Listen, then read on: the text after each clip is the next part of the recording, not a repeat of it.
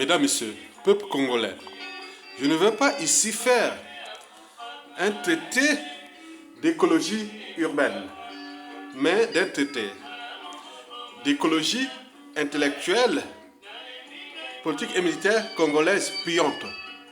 Mesdames, Messieurs, peuple congolais, le général Jean-Marie Michel Mokoko sauve en Turquie. Vous savez qu'en biologie ou en sciences médicales, quand on fait ces choses-là, il faut des périodes de quarantaine pour faire les dosages et voir qu'est-ce qui s'est passé, qu'est-ce qui se passe, est-ce qu'il y a un prélèvement de sang pour avoir des analyses, parfois avec les résultats, parfois il peut durer une semaine, 2 semaines pour avoir certains tests pour faire un bilan complet de ce qui s'est passé, qui se passe sur le corps de Mokoko. Mais il est sûr que Jean-Marie Michel Mokoko n'est plus dans le yocratie, ou c'est les Homo sapiens. D'où la colère du dictateur. Vous avez tout compris. Mesdames, Messieurs, nous allons traiter ici les négociations qui risquent d'être à risque pour notre pays. Mesdames, Messieurs, pour commencer, je vais ici commencer par vous informer que Jean-Marie Michel Mokoko n'était devenu réellement un homme politique pendant 2 mois. Entre le 9 février 2016 qu'il a annoncé sa candidature, puis au 4 avril, le jour de hold-up électoral.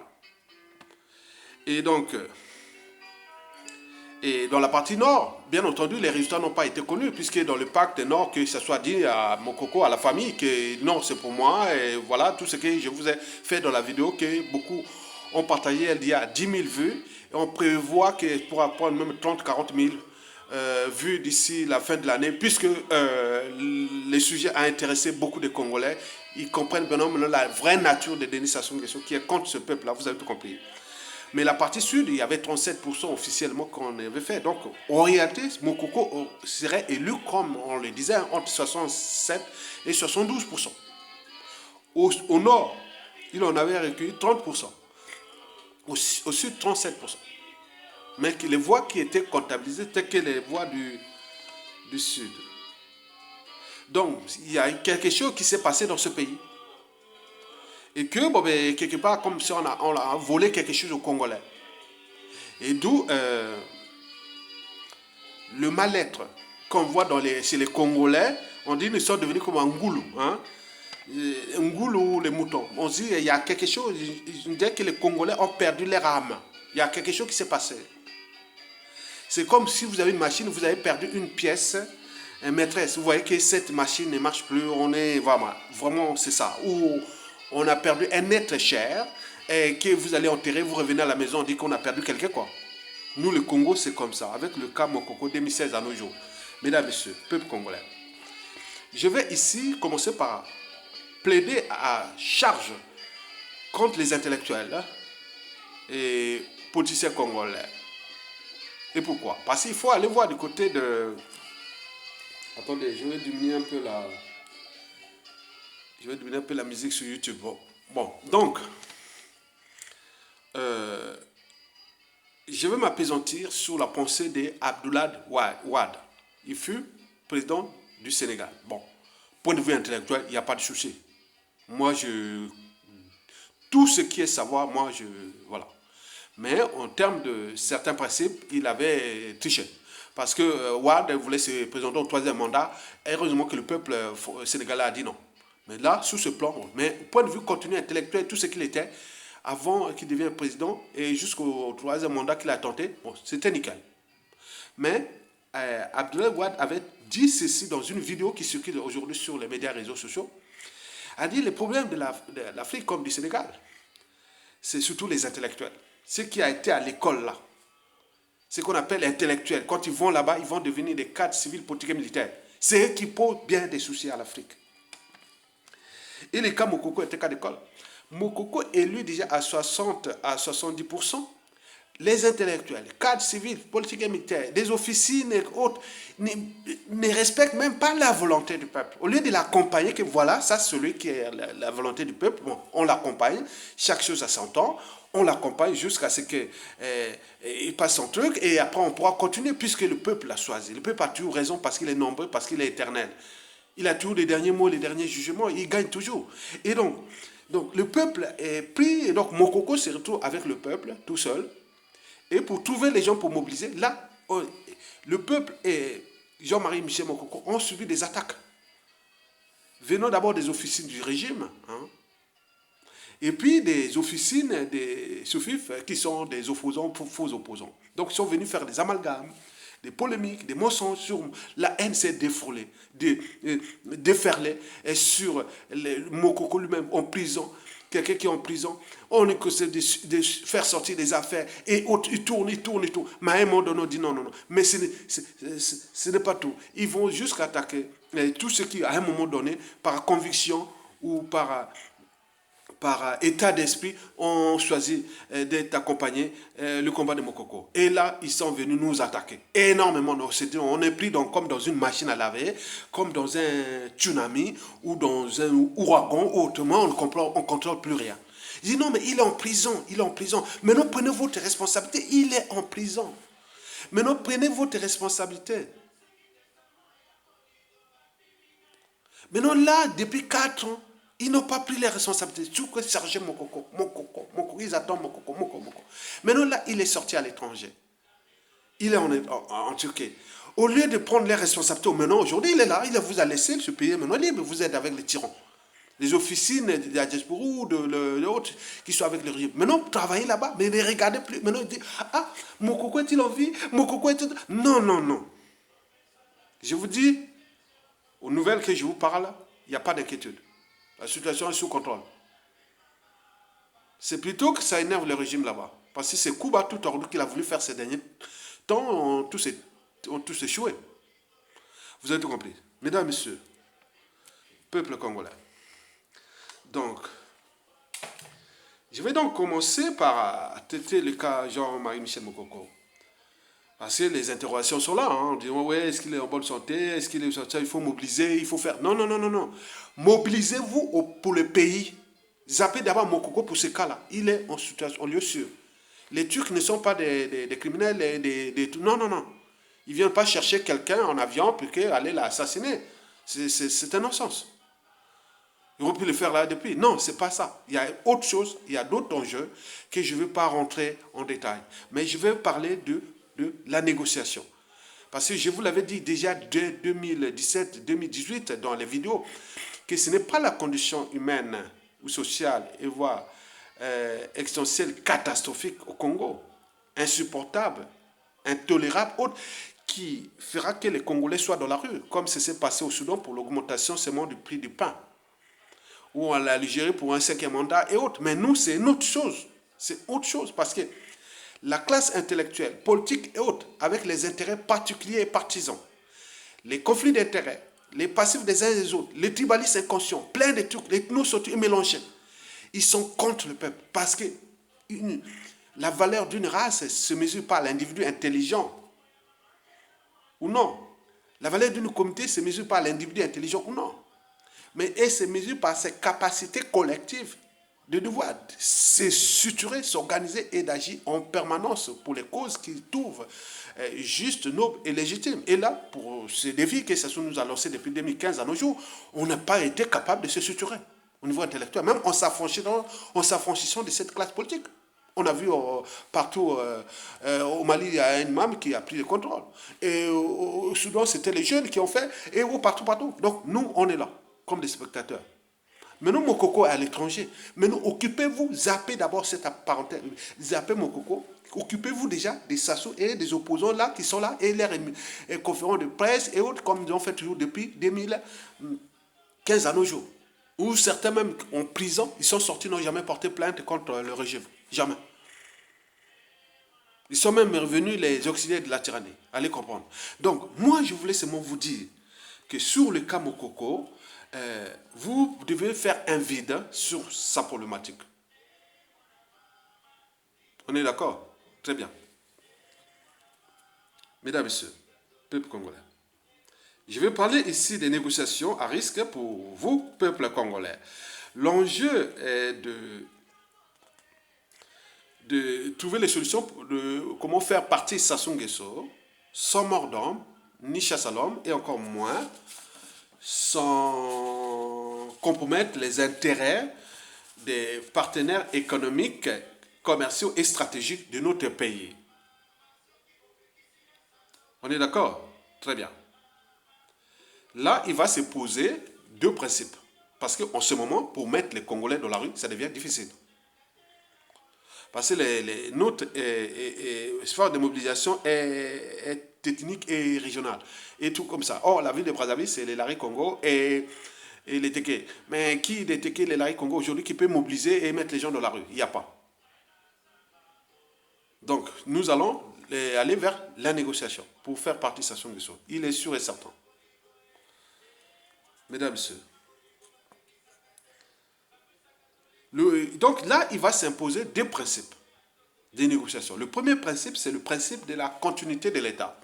Le deuxième principe, c'est du consensus. Commençons d'abord par celui de la continuité de l'État. Sur ce principe, donc, on s'est dit que Denis Sassou Nguesso a signé des contrats, des traités, des conventions, des accords et autres contre ou pour notre pays.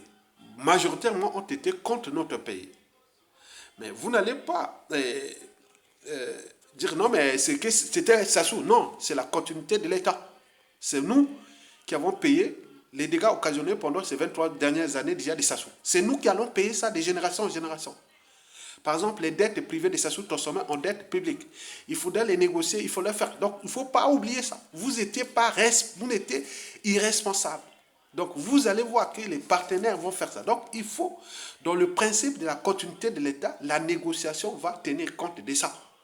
Quand on va dire, ça soit parti, mais vous avez telle dette, vous avez ça, vous avez signé ça, oui, on accepte. Même Milongo, le Premier ministre Milongo, on était en 91-92, pendant la transition, avait subi ça. Les dégâts occasionnés par Sassou Nguesso 1, de 1979 à 1991. Pascal Lissouba, pareil, a subi ce que Sassou Nguesso avait laissé comme merde.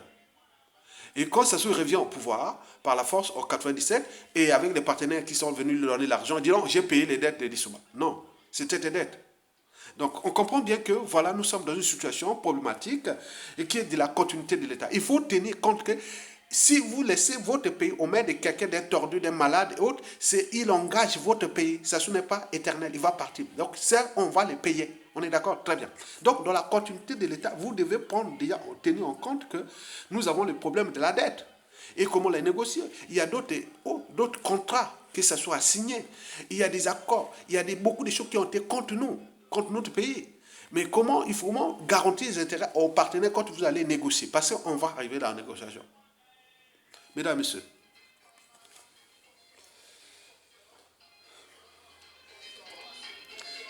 messieurs, le second principe, c'est le consensus. Le consensus commence toujours par une commission ad hoc. C'est des choses qu'on négocie en secret. Si on veut faire partie de Sassou Nguesso, il y a des gens qui vont négocier en ce moment. Ils vont faire, par exemple, en fonction des rapports de force. Mokoko est en Turquie. Et donc, ce qui va se passer, on ne sait pas. Et donc, les commissions ad hoc vont faire des négociations en secret. Et ces négociations vont aboutir à un consensus. Et de ce consensus, on arrive à aboutir à une négociation. Les négociations dépendent beaucoup des rapports de force en présence et des stratégies à adopter pour aboutir à un accord. Pour faire partie de Sassou Nguesso, son mort d'homme, ni chasse à l'homme, et encore moins, pas impacter les intérêts des partenaires qui étaient avec Sassou. Et donc, c'est tout l'enjeu de la continuité de l'État et du consensus. Bon, il faut dire que dans le deuxième cas, dans ce cas, nous allons arriver à deux cas. Le premier cas c'est Jean-Marie Michel Mokoko reste le fédérateur et les libérateurs. Très bien.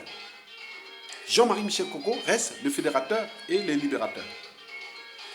Mais il est en Turquie, à l'étranger. Donc la Turquie va certainement devenir membre à part entière des négociations pour que ça se dégage. Parce que là, en rapport de force, Mokoko est là. Sinon, on part sur le principe que Mokoko est le libérateur, le fédérateur. Et à ce moment-là, bon ben, la Turquie est avec là. Maintenant, il faut voir qui la Turquie va investir sur Mokoko. Et donc, qui est derrière la Turquie? Est-ce que c'est elle-même qui a eu tout ce monopole? Non. Qui est derrière la Turquie? C'est la Russie ou la Chine? Est-ce que c'est l'OTAN, les États-Unis, l'Américain et autres? Donc, on ne sait pas derrière tout ça qui se passe là-bas. De toute façon, Mokoko a les mains liées avec ce qui va se passer. Vous savez que la France-Afrique peut certainement peut-être intervenir, mais elle n'a plus de force, il n'a plus d'influence, la France. Comment faire sortir un gars qui a été élu et les mettre dans les conditions là, la France a quelle crédibilité encore pour le cas Mokoko? C'est ça les questionnements. Donc la table ronde à Paris sur le Congo pour que ça se dégage ou pas, autre, ça devient caduque. Donc la France doit certainement trouver d'autres mécanismes et négocier où c'est tout Mokoko et qui va contrôler Mokoko et les enjeux de puissance qui sont en présence. Qui est derrière la Turquie? La Chine ou la Russie qui sont devenues les grandes puissances de 2024 à plus. Et donc, en réalité, la France n'a plus de même mise sur Sassou Nguesso et qui l'a installé. Et ce qui risque d'arriver, c'est que bon, Sassou va partir, mais ceux qui vont imposer au Congo, ce ne sera pas les gens de la France-Afrique. Elle risque de perdre beaucoup. Mesdames et messieurs, maintenant il reste la problématique USA, les États-Unis. Ils sont RDC en Angola. Est-ce qu'Angola a intervenu pour le cas de Mokoko? Est-ce que c'était les Américains ou ils sont en RDC et en coude à coude avec les Chinois en RDC, mais ils sont aussi en Angola, là-bas, c'est les Américains. Mais il me semble que je ne vais pas rentrer en détail. C'est trop sensible. Mesdames et messieurs. Le deuxième cas, si on dit que, bon, ben, au lieu de se focaliser sur Mokoko, nous sommes capables, les intellectuels, cadres civils, politiques et militaires, ceux qui ont créé des amalgames, les polémiques nord-sud, ost, on a compris que Mokoko était le prisonnier personnel de Sassou Nguesso, que ça soit que Mokoko allait donner le pouvoir au Sud alors qu'il n'y a pas ça dans la tête. Donc, vous avez tout compris. Et donc, nous comprenons que tous ceux qui ont comploté contre Mokoko, amalgame, eux, ils sont grillés. Nous avons des prisonniers politiques à libérer. Mokoko est déjà en sous. Nous avons Kombi Salsa à libérer. Nous avons beaucoup de monde à libérer là-bas. Bon, donc si vous êtes au pays, au lieu de focaliser sur Mokoko qui est déjà dans la situation, on va arriver à des négociations. Et donc, focalisez-vous maintenant sur le Congo, sur ceux qui sont là-bas, les opposants qui sont au pays ou les trucs qui font les communiqués de presse et autres. Maintenant, agissez maintenant. Mokoko n'est plus là-bas. Il était en prison. Vous l'avez attaqué. Et là, il est maintenant à l'étranger. Maintenant, là, vous continuez encore à s'inquiéter. Non, tu ne veux pas tuer les boucs émissaires. Donc, répartez.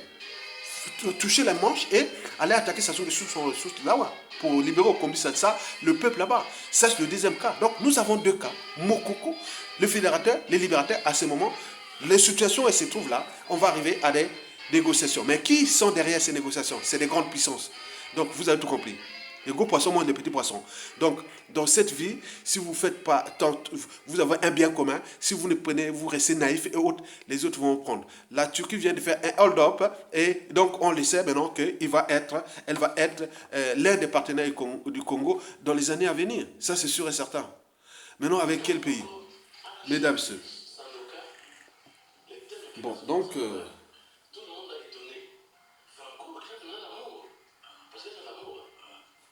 Bon, donc, attends.